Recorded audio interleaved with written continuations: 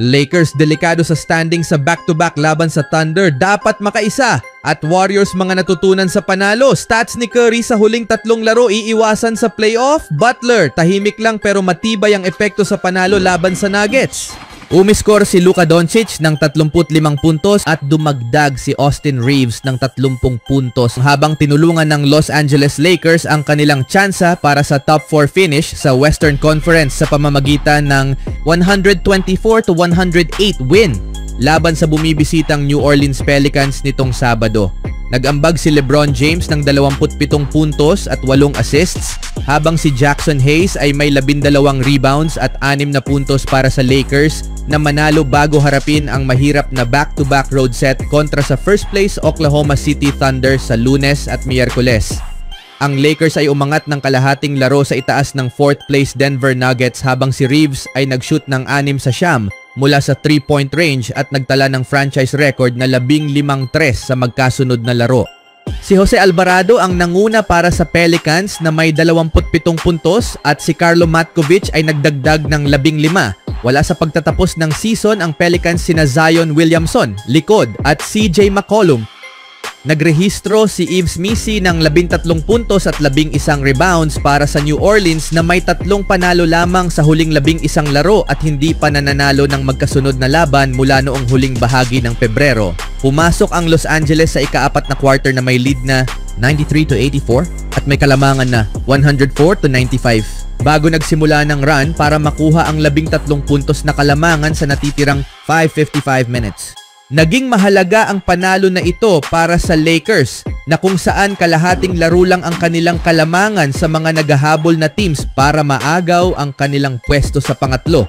Ang isang pagkatalo ay malaking epekto agad sa posisyon sa standings at ang kanilang mahirap na susunod na schedule kontra Thunder ay hindi na kailangang itanong pang napaka-importanteng laban.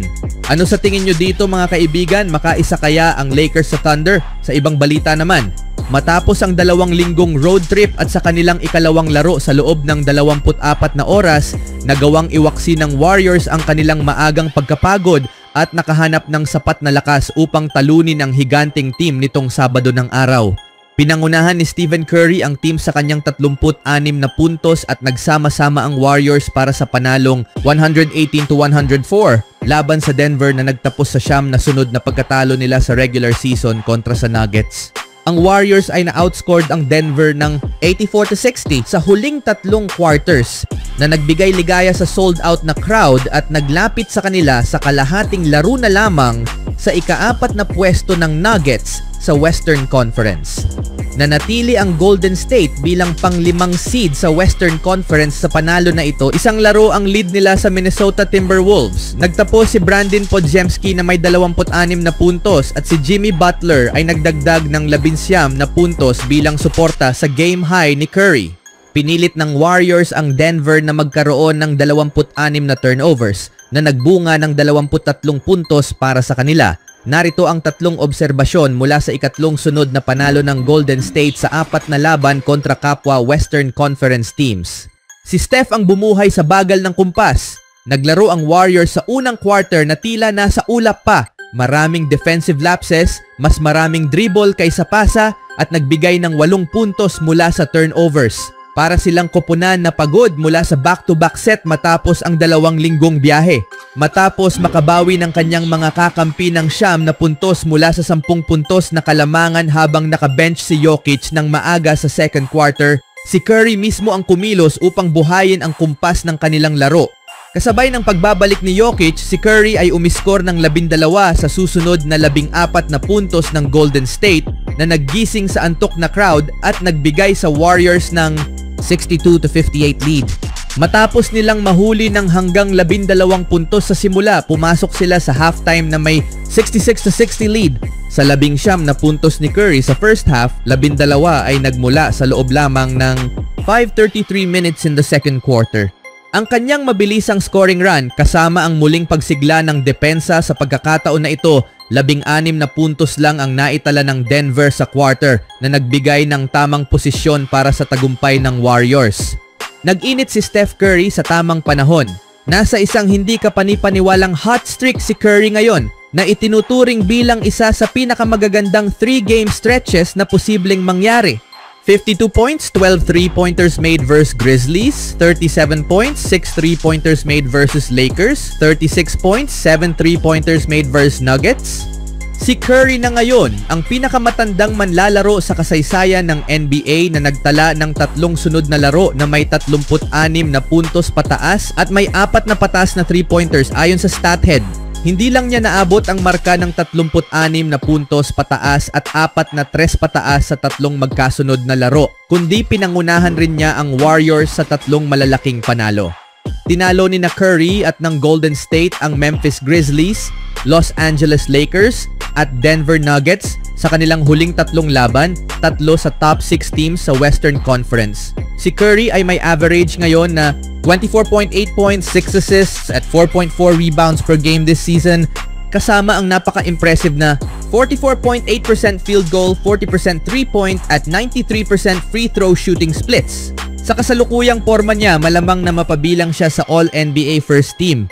Sunod na makakaharap ng Warriors ang pangalawang team sa West, ang Houston Rockets, sa Lunes, kung saan susubukan ni Curry na ipagpatuloy ang kanyang nakababaliw na streak laban sa isa na namang elite na team. At isa pa sa nakikita sa larong ito ay ang depensa sa Defensive Player of the Year candidate na si Draymond Green. Dahil sa napakalaking hamon na pigilan si Jokic na dominahin ang laro, agad na sinubukan ni Draymond Green na pumasok sa isip ng big man sa pamamagitan ng kanyang estilo ng depensa. Nagtagumpay siya sa simula. Naiinis si Jokic sa enerhiya ni Green at agresibong itinulak ito sa sahig, dahilan para tawagan siya ng offensive foul sa loob ng unang 3 minuto ng laro. Humiling si Green ng flagrant foul pero nanindigan si crew chief Josh Steven. Malinaw na alam ni Green na sinusundan ng Nuggets si Jokic, kaya't ibinuhos niya ang kanyang enerhiya sa depensa. Umiskor si Jokic ng 15 puntos sa unang quarter at 18 sa natitirang 3 quarters. Iba't ibang manlalaro ng Warriors ang dumepensa kay Jokic at si Jonathan Kuminga ang pinakakapansin-pansin. Nagtapos si Jokic na may 33 puntos sa 13 of 17 shooting from the field while 4 of 7 from the 3-point line. Nagdagdag din siya ng 12 rebounds at 9 na assists. Isa pa sa napapansin ay ang tahimik ngunit matatag na Jimmy Butler. Ito ang unang pagkakataon ni Butler sa isang laban ng Warriors kontra Nuggets at agad siyang bumagay sa pisikal at mental na aspeto ng sagupaan. Habang sina Curry at Podziemski ay nagpapasiklab sa jump shots, si Butler na nakalistang questionable sa injury report dahil sa left forearm strain ay sumabak sa mga maruruming puntos sa loob ng paint at sa ilalim ng pressure sa huling segundo ng shot clock. Siya ang ikatlong scorer na kailangan ng Warriors pero nagbigay rin siya ng higit pa sa puntos. May 5 assists, 5 steals, 3 rebounds at ang kanyang karaniwang kalmadong kilos sa dulo ng laro habang hinahawakan ng Warriors ang kalamangan. Ang 19 na puntos ni Butler ay mula sa 6 of 13 shooting while 1 of 3 from the long range at perfect 6 of 6 from the free throw line. Naglaro siya ng 34 na minuto at nagtapos na may team high na plus 21. Anong masasabi nyo ngayon sa Warriors mga kaibigan? Sa nakikita, mahirap silang kalaban sa 7-game series. Even when you feel low, you can still go. Even when you feel slow, you can still go. Even when there's no hope, you can still go. I never answer to no, man, I still go. Go, go.